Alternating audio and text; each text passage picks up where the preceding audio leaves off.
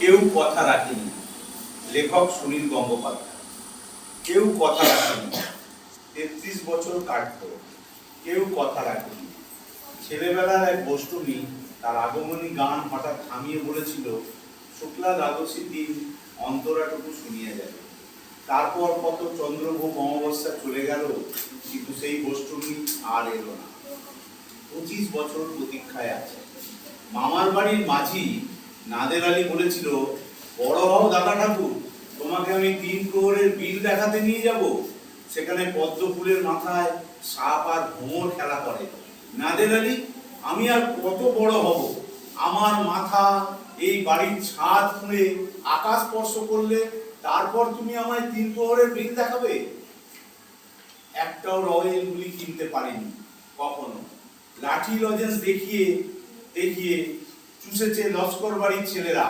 ভিখারির মতো চৌধুরীদের গেটে দাঁড়িয়ে দেখেছি ভেতরে রাস উৎসব।